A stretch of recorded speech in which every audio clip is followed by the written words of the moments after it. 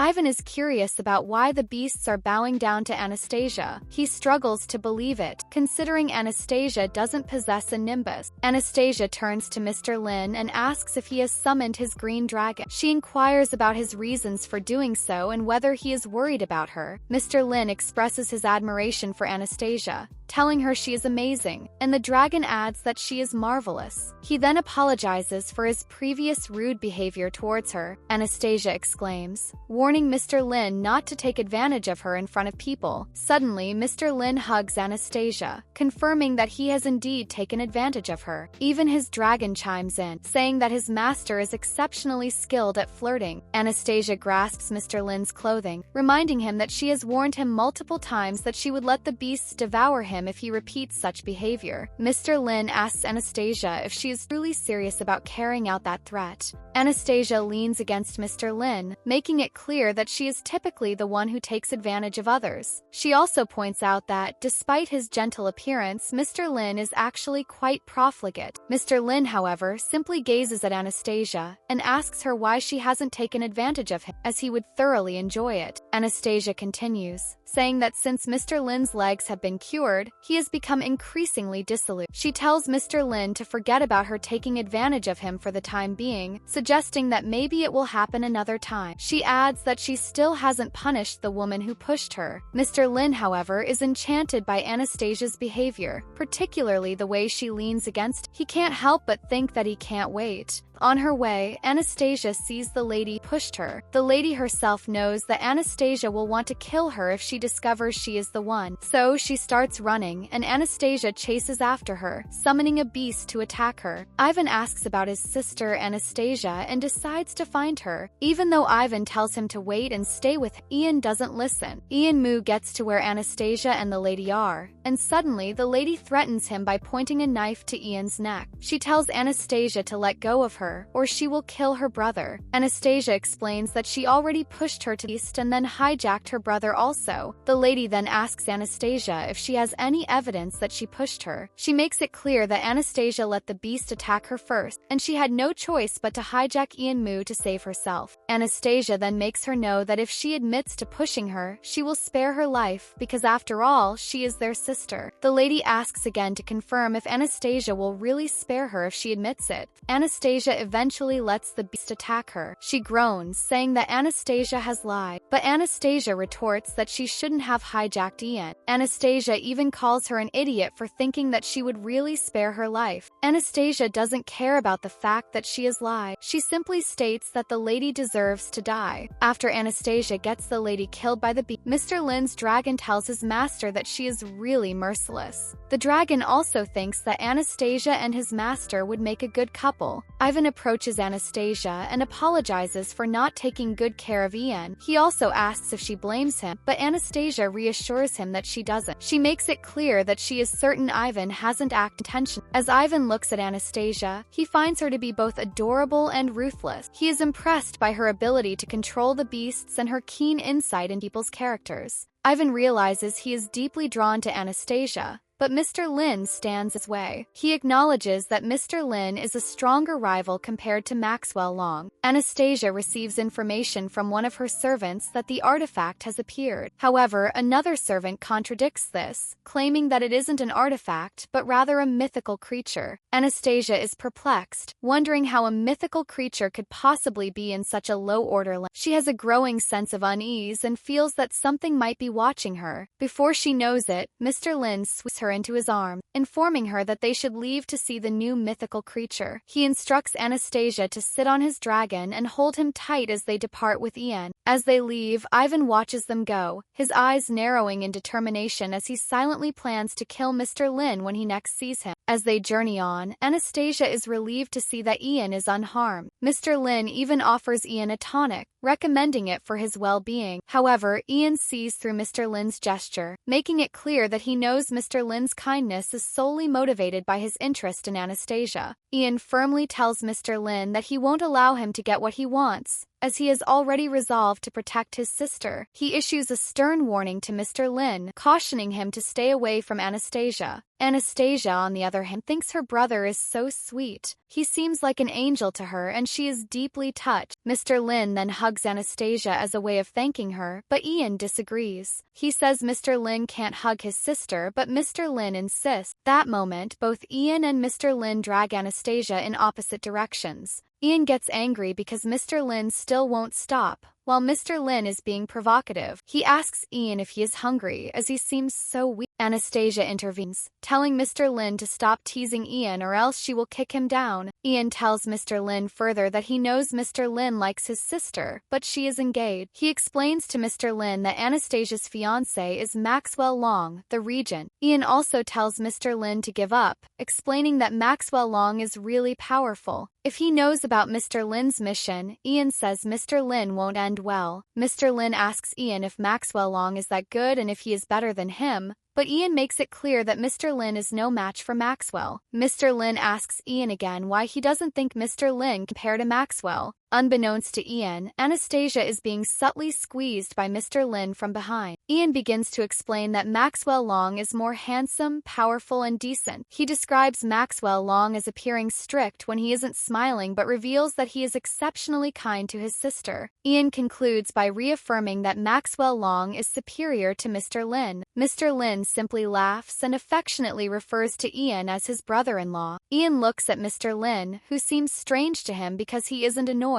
Ian also asks why he isn't angry, and Mr. Lin explains that since Ian has agreed to consider him his brother-in-law and has praised Maxwell, he doesn't see any reason to be angry. Mr. Lin takes off his mask as he speaks. Ian realizes he has turned out to be Maxwell Long. Ian thinks back to when he said Maxwell has no shame, and Maxwell makes it clear that he can abandon not only his shame but also his soul for Anastasia. Maxwell then asks Ian if he is okay with him hugging his sister, but Ian says he doesn't want to see it, so he turns away. Ian reflects on the fact that Maxwell has disguised himself as another man and hidden his identity for his sister's sake. Ian also acknowledges that he is still weak when it comes to his sister and knows he needs to be stronger. Maxwell also asks Anastasia if she is satisfied with, considering Ian thinks he is good enough for her. Anastasia tells Maxwell not to teach Ian such deceitful ways, but Maxwell believes it is beneficial for Ian to learn some cunning tactic. He emphasizes that the world is a ruthless place, and Anastasia won't be able to protect Ian forever. Anastasia considers his words, knowing fully well that Maxwell is right. She understands she can't be overly protective of Ian. As they discuss, Anastasia feels like she is being watched and stalked again. Maxwell also senses it and thinks it might be their enemy. He warns Anastasia to be extremely careful, knowing that she is the target. Maxwell decides to make preparations to ensure her safety. First, Anastasia wonders if it might be John, the loyal master, but something feels strange. She becomes curious if it has something to do with the mythical creatures, so they all move forward. The place feels eerily quiet, and Maxwell even complains that he can't feel the wind. Anastasia touches the bloodstain on her cheek. As she does that, Ian suddenly calls her to look at something, pointing his finger ahead. As they proceed, they stumble upon a scene of several dead animals scattered on the ground. Before investigating further, Anastasia instructs Ian to remain where they are, handing him a whistle to blow in case of an emergency. She assures him that an ermine eagle will swiftly arrive to escort him to safety. Maxwell adds that one whistle isn't enough, so he orders Abel to stay and protect Ian. It becomes evident that the work style of Maxwell's staff is similar, and Abel Long appears mysterious. Anastasia and Maxwell move closer to the dead animals. Anastasia realizes that the necks of the animals are injured, probably by some, but their remains aren't ruined. She doesn't understand why the beasts would kill but not eat them. Maxwell guesses that the beasts simply enjoy killing. As they discuss this, they hear a noise. It sounds like someone is crying. Before they move further, Maxwell tells Anastasia to hold his hand and stay with him. Anastasia jokingly says that if she gets the chance, she will publish a book about their love story and her dating strategies. She claims it will surely be a bestseller.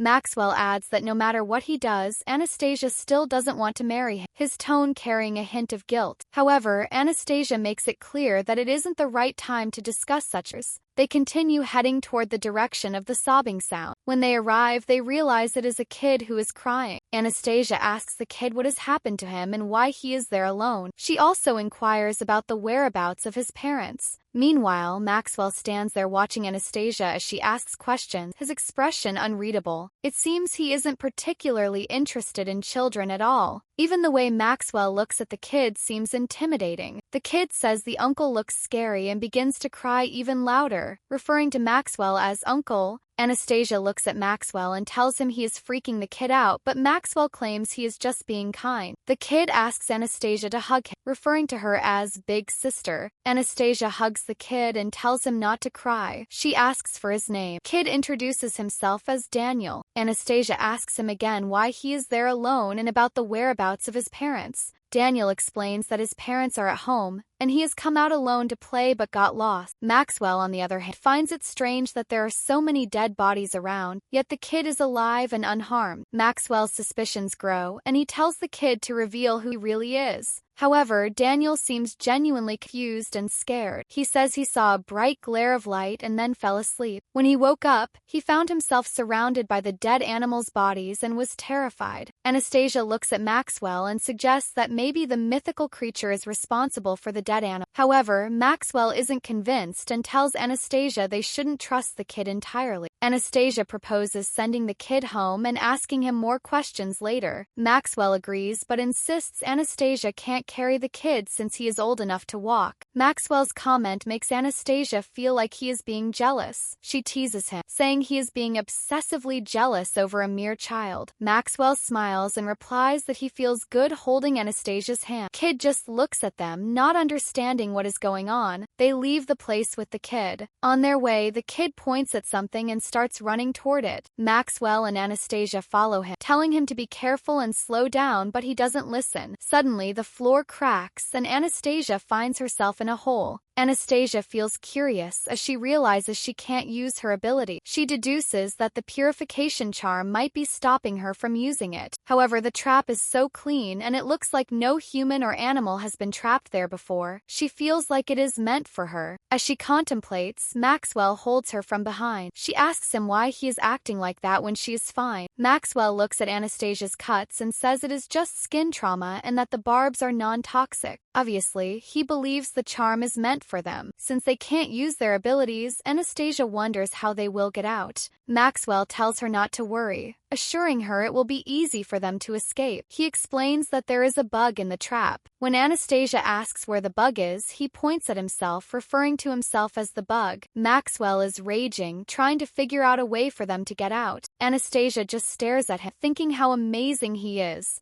Maxwell catches her staring and moves closer to her. He tells Anastasia to just admit it if she's attracted to him. Maxwell picks Anastasia up to take her out of the place, but Anastasia tells him not to bother, saying she can get out herself. Maxwell explains to Anastasia that he has burned the charm to avenge her, and now he wants to take her away. He considers it his reward. Eventually, Maxwell takes Anastasia away. As they exit the area, Anastasia tells Maxwell to be serious, reminding him that they are there for an important purpose. Just then, the kid approaches them, holding an old woman's hand. He introduces the woman as his mother, explaining that he brought her there seeking help, but he is relieved to see Anastasia and Maxwell already outside. The woman says Daniel told her that Anastasia and Maxwell sent him home, and she thanks them for it. She adds that strange things have been happening in the village recently, and they set up the trap to protect themselves, but it ended up trapping Maxwell and Anastasia instead. The woman asks if they are okay. Anastasia assures her they are fine and explains they came to investigate the dead animals and met Daniel by accident. Anastasia then asks if they can stay the night, as it would be convenient to continue their investigation the next day. The woman agrees and leads Maxwell and Anastasia to a room, apologizing that it is rough but adding that the bedding is new. Anastasia asks if there is another room available, but the woman explains their house isn't big, and the only other option is the woodshed, which isn't in use. Anastasia decides to sleep in the woodshed, but Maxwell objects, saying it must be cold and gloomy. Maxwell suggests they share the same room for the night instead. He reasons that they need to hide their identities to investigate the case effectively and proposes pretending to be a couple as a cover. Daniel tells Maxwell and Anastasia to get enough rest so they can be energetic enough to play with him the next day. Anastasia laughs and tells Daniel he is so cute and always right, Maxwell, on the other hand, looks at Daniel and suspects he might be hiding something. When they reach the room where they will sleep, Anastasia suggests playing rock, paper, scissors to decide who sleeps on the bed and who sleeps on the ground. Maxwell makes it clear that he is used to a luxurious life and can't sleep on the ground. Anastasia decides she will sleep on the ground instead. Maxwell moves closer to her and asks why they can't sleep together. He points out that the ground is tough and cold and he doesn't want her to sleep there. Anastasia just pushes him away and tells him to get away from her, but Maxwell opens his shirt. As Anastasia gazes at Maxwell's chest, she covers her face, reminding herself not to feel shy or blush, having seen it before. Maxwell teases her, saying she is being too voluntary, and leans in, suggesting she should be more enthusiastic. Anastasia, however, seems unimpressed, finding the situation dull. She proposes an alternative, asking Maxwell if he is interested in trying something more intriguing. Anastasia then produces a rope. Maxwell looks perplexed, unsure of what Anastasia intends to use the rope for. Anastasia clarifies that it isn't just an ordinary rope. She asks Maxwell if he is familiar with the concept of binding play. Maxwell's confusion is evident, but Anastasia offers to demonstrate, implying that she will show him exactly what it entails.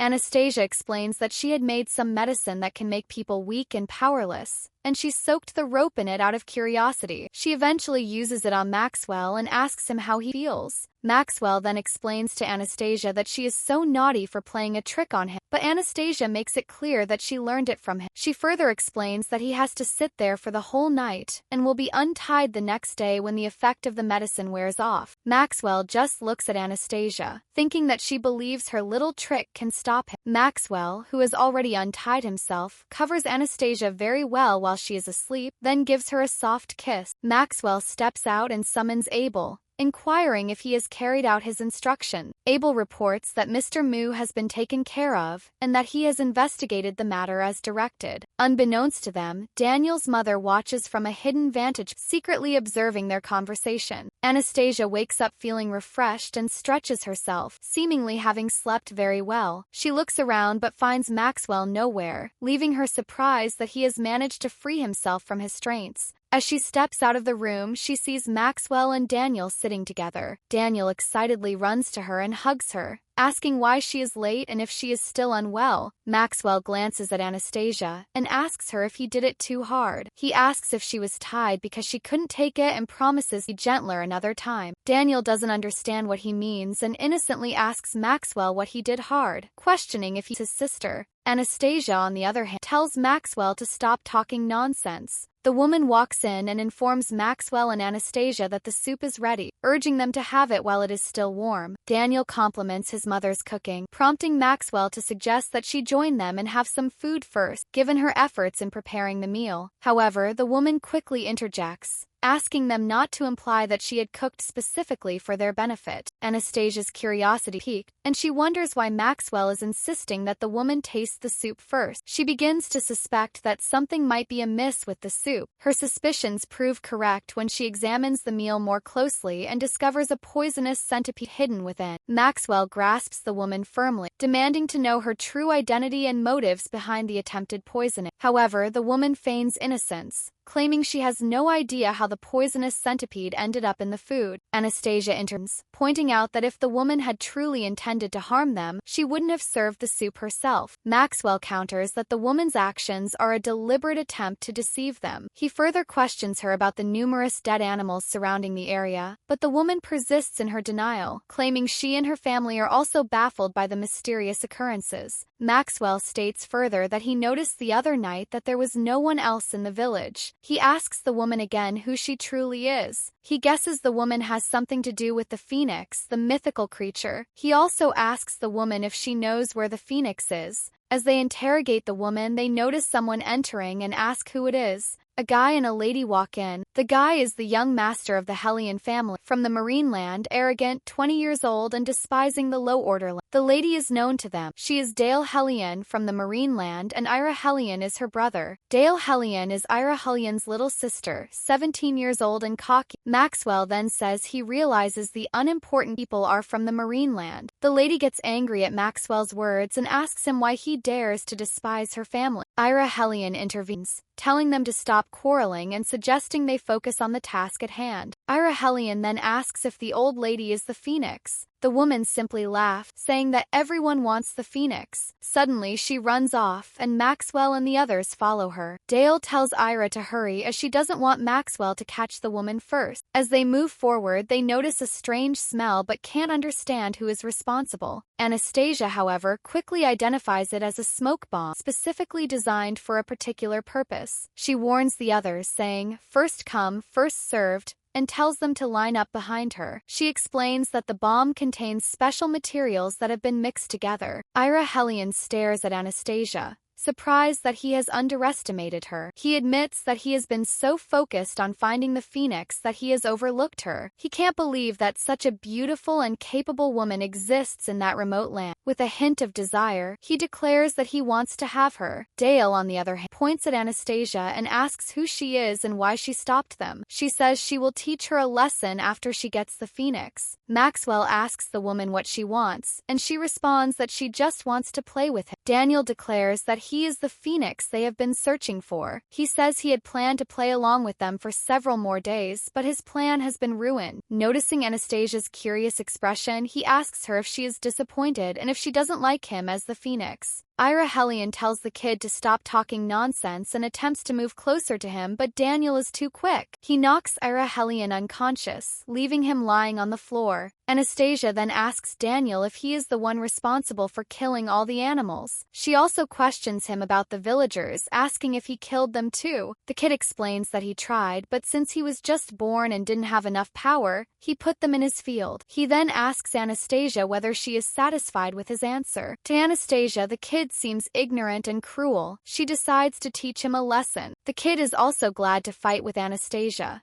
as she seems to him to be the strongest tamer in the land at the time. The phoenix starts a fight with Anastasia, and eventually Anastasia summons a bee to attack. Anastasia thinks the phoenix is so naive that they use birds to distract him. She further asks him again about the whereabouts of the villagers and promises to let him go if he tells her where they are. Instead, the phoenix decides to play a new game with Anastasia and the others. He gives a hint, explaining that he hid them in his home and gives Anastasia and the others one day to play according to his rules, or all of them will die. Dale interrupts, saying she doesn't care about the villagers or the phoenix's stupid game. All she wants is the phoenix himself. Anastasia notices that the blood of the phoenix is influenced by resentment, and Green can't handle it and becomes poison. Dale asks Anastasia and Maxwell if they know the location of the phoenix's home since they arrived before them. Ira Hellion promptly reminds Dale to be polite. Ira apologizes to Anastasia and Maxwell, explaining that his sister's behavior is a result of her short temper. He then politely inquires if they know where the phoenix was born and invites them to join their group. However, Anastasia declines, and Maxwell adds that he and his wife prefer to be alone. Maxwell's statement catches Ira Hellion off guard, as he is surprised to hear Maxwell refer to Anastasia as his wife. Maxwell repeats the question, asking if he and Anastasia are a well-matched couple.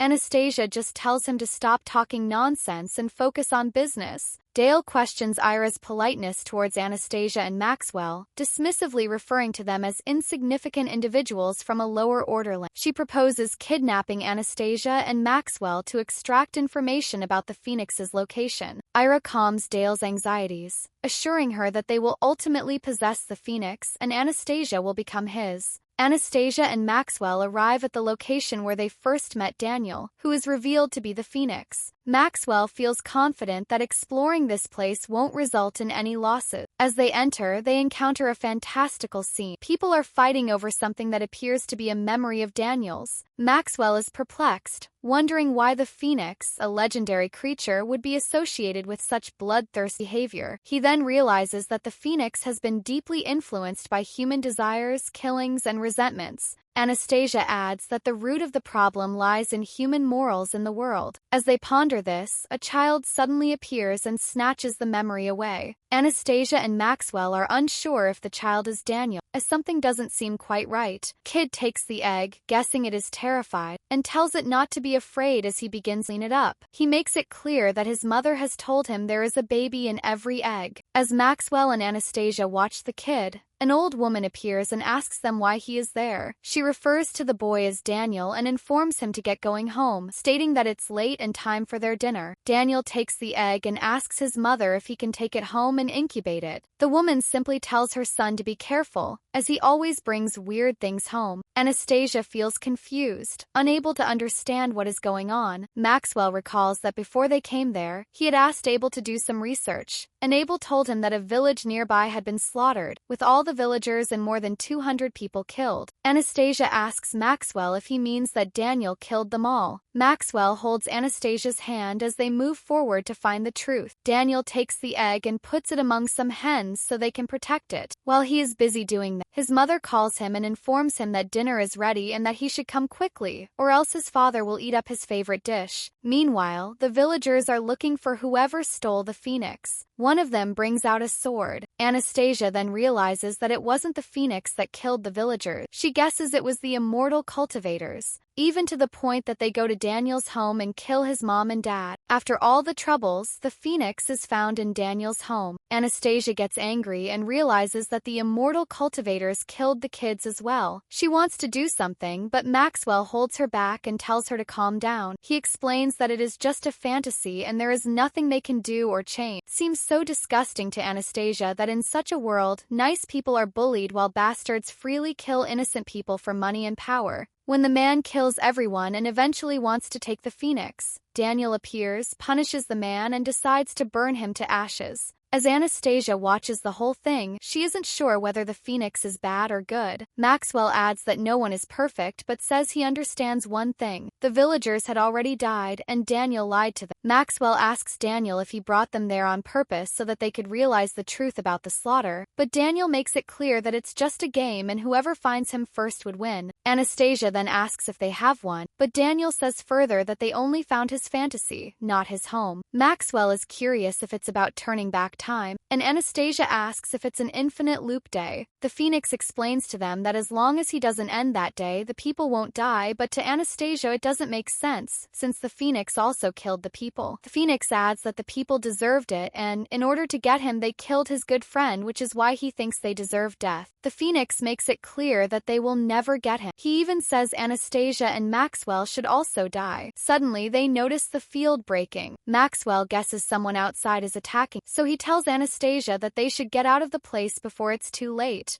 The phoenix tries to hold the field from breaking. Anastasia sees him trying so hard and decides to stay and help him. The phoenix is so surprised that Anastasia wants to help. The more they try, it seems they are attacking the field harder. Maxwell sees this, and Anastasia and the phoenix are trying desperately to prevent the field from breaking, but it doesn't seem to be working. He decides to help, but eventually the field breaks. Dale and Ira Hellion arrive. Ira Hellion asks the phoenix if the yard is his home. Dale proudly announces that she has burned down the yard and the house. The phoenix's anger flares upon hearing this. He threatens to kill Dale for her destructive actions. Dale retorts, claiming the phoenix is no match for her without his protective field. Dale's request to become the phoenix's master is met with refusal. Maxwell whispers to Anastasia that the phoenix is about to choose its master. Before they can react, the phoenix merges with Anastasia. To their surprise, the phoenix begs Anastasia to be its master. He pleads with Anastasia to avenge him, explaining that he has done nothing wrong but cannot understand why he is always being hurt.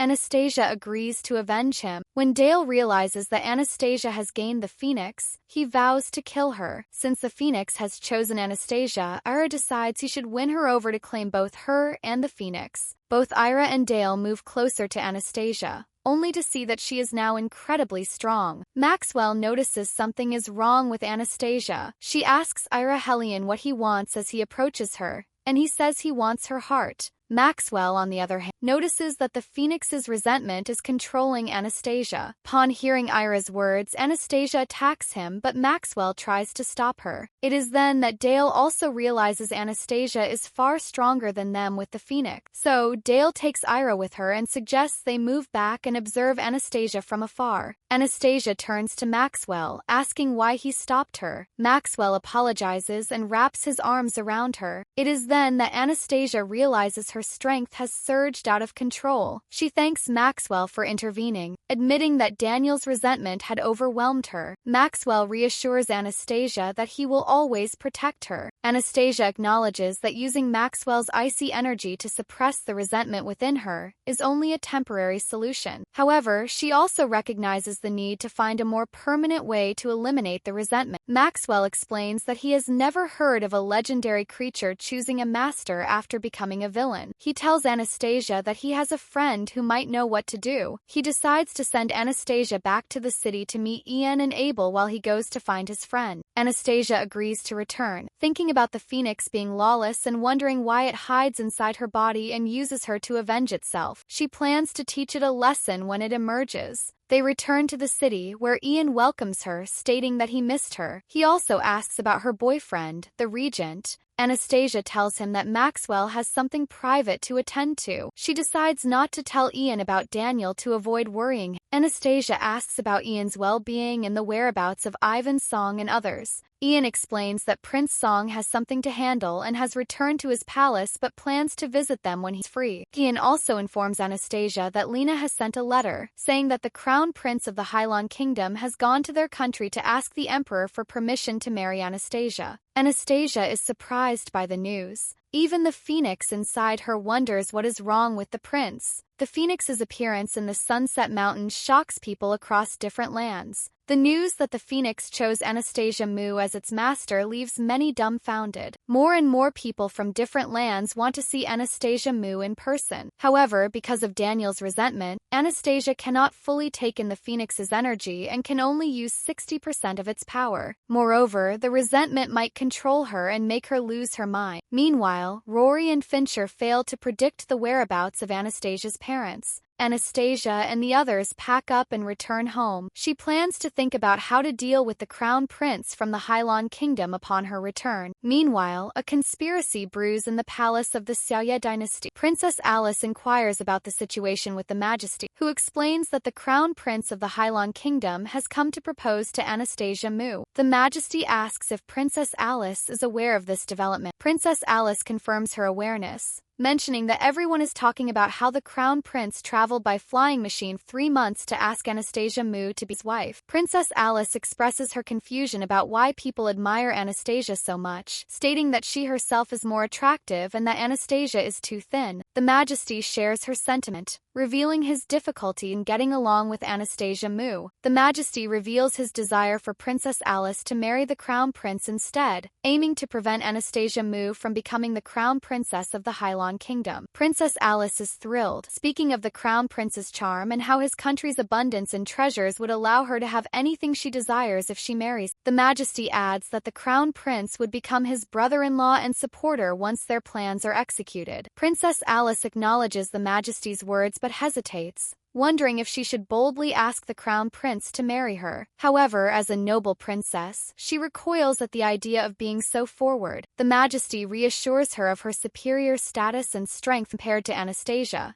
emphasizing that she shouldn't feel intimidated. He begins making arrangements to ensure Princess Alice outshines Anastasia. The Majesty plans to showcase Princess Alice's outstanding qualities to influence the Crown Prince's decision. Thrilled, Princess Alice hugs the Majesty and begins preparations. She even plans to select her most beautiful dress to make Anastasia feel inferior. The Majesty thinks it would be good if Alice can make the Crown Prince fall for her. And if she can't, there is still Maxwell Long. He assures himself that he won't let Anastasia become the crown princess. Ian asks Anastasia if she is in a bad mood, joking that women typically go shopping when they're upset. Anastasia corrects him, saying women shop whenever they please and that the most important factor is how much money they have. As they browse, Anastasia picks up a mask that catches her eye. Ian asks if she is worried about the crown prince's proposal. Anastasia shrugs, saying she can simply decline. Although she enjoys parties, she anticipates this one will be dull. However, she imagines that if Maxwell accompanies her, the evening might be more intriguing. She pictures Maxwell possessively shielding her from others, declaring that she belongs to him alone. Alice spots Anastasia and Ian through a window. She feels unlucky to encounter such people. Anastasia notices a dog barking and asks about the noise. She spots Alice and wonders why she isn't at the Imperial Palace. Alice grows angry, thinking Anastasia called her a dog. However, Anastasia clarifies that she didn't, saying Alice essentially described herself that way. After an exchange of heated words, Anastasia tells Ian it's time to leave. Alice shouts, warning Anastasia that she will regret her action. Alice declares that Anastasia won't be marrying the crown prince, as his brother, the emperor, has already arranged for Alice to be the bride. Anastasia ponders the crown prince's proposal and the emperor's apparent desire to replace her with Princess Alice. Her curiosity piqued, she reconsiders attending the party, thinking it might be entertaining after all. She instructs Ian to take her shopping for an elegant dress for the. Ian is perplexed, recalling that Anastasia initially declined the invitation, and wonders what changed her mind. At the Imperial Palace, the day of the party arrives. Ives Hylon, Emily Hylon, the Crown Prince, and the Princess of the Hylon Kingdom are all present. They welcome everyone, wishing them long life and a powerful and peaceful country. Crown Prince announces that his father has entrusted him with gifts, the specialties of his hometown, and hopes everyone, including the Majesty, will like them. Anastasia realizes the Crown Prince is indeed handsome. The Emperor praises the Crown Prince's generosity and treasures, telling him to extend his gratitude to his father. With everyone present, the banquet begins. The regent prince arrives, and the emperor, expecting his presence, feels the event has become even more interesting. Anastasia looks up and sees Maxwell. She didn't expect him to come. Maxwell approaches Anastasia, asking if she missed him. Anastasia replies that he came at the right time, also wondering what will happen. Crown Prince stares at Anastasia, commenting on her beauty. Standing from his seat,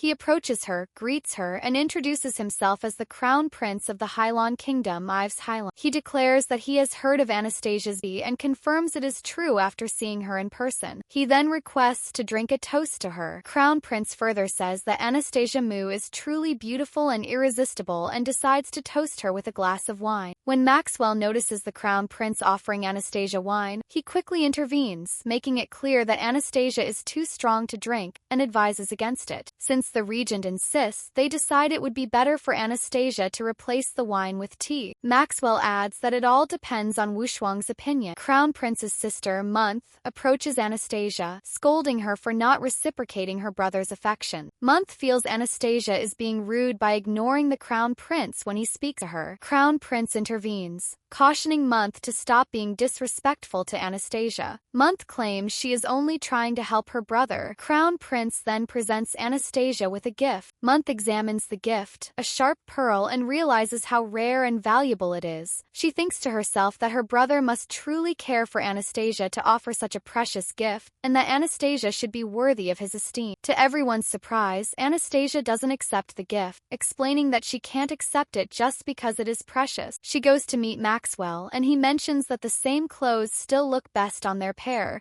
Alice notices that Anastasia is wearing the same dress as hers. She becomes angry, wondering if the dress isn't supposed to be unique in the city. She questions why Anastasia is wearing one too. The situation leaves Alice furious, feeling ridiculed. Crown Prince's sister declares that the shark bead can only be given to Girl Mu. Alice questions her attitude, asking if she doesn't know who the princess is. However, the Crown Prince's sister retorts that she doesn't care. She further criticizes Alice, saying she looks unsophisticated despite wearing such elegant skirts. Crown Prince's sister asks Alice if she hasn't learned about the Dongshi effect. In her opinion, returning the princess would be a small price to pay. Anastasia makes it clear to the Crown Prince and his sister that she has never believed in fortune-telling, not even as a child. She explains that although she has a marriage contract with the regent, she still advocates for free love. She emphasizes that she doesn't agree with arranged marriages based on divination or familial obligation. Crown Prince acknowledges that he has been aware of the marriage contract before his arrival,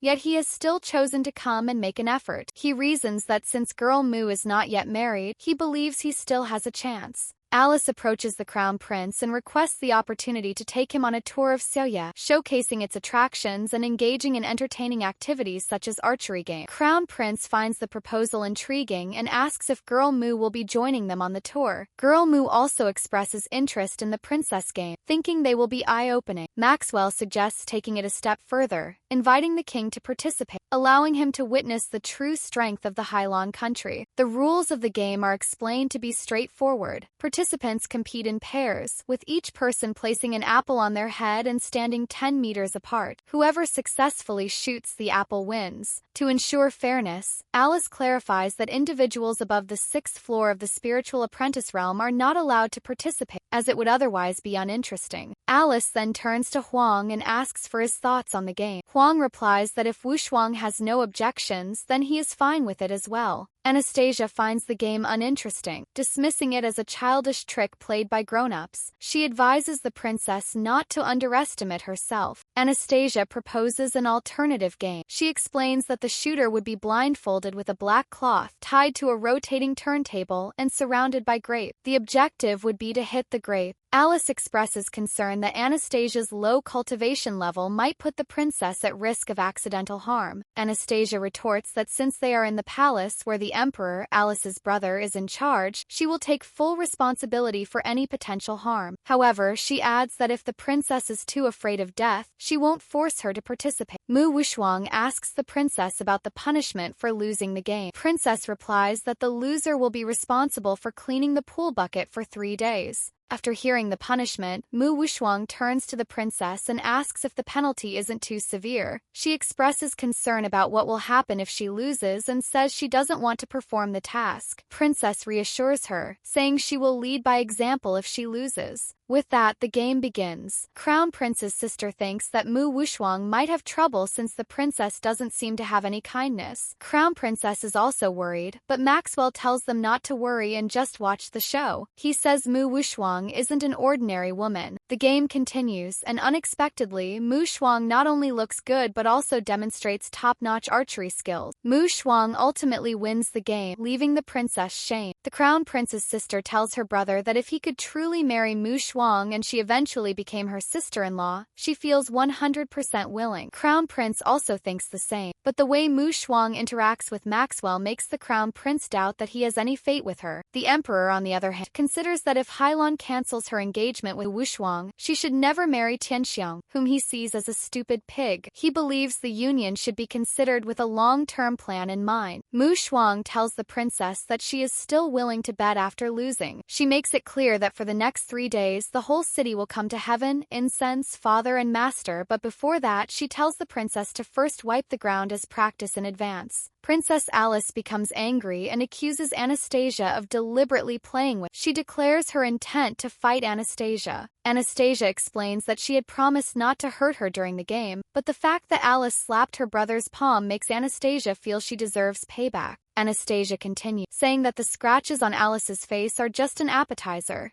implying her desire to inflict more harm and ultimately kill her. Alice shouts for help, calling upon her brother, the Emperor, to save her. The Emperor intervenes, acknowledging that Tianxiang had indeed wronged Anastasia's brother, and he doesn't want to cover it up. However, he also emphasizes that Alice is his royal family and his sister. Tianxiang expresses her desire for Anastasia's strange fire. Anastasia asks why she would want the princess to give her a different fire and questions who she really thinks she is. Tianxiang asserts that she is a princess and is confident her emperor brother wouldn't agree. The emperor tells Tianxiang to shut up, but she continues explaining that her alien fire has merged with her, becoming a life alien fire. Separating it would be equivalent to killing half her life. She adds that she is a highly talented alchemist, and without the abnormal fire, she doesn't know how she would survive. After all that is said, the emperor asks if she has said enough, but Tianxiang persists, calling Mu Wushuang a bitch and requesting her brother emperor to quickly order Mu Shuang to be cut off. However, the emperor does not listen. As Alice is taken away, she calls Wu Shuang evil and declares that someone will pick her up sooner or later. The emperor makes it clear that he has done what he said so that Wu Shuang can be satisfied. Wu Shuang then states she would like to thank the emperor for reluctantly giving up his love. Crown Prince stares at Anastasia,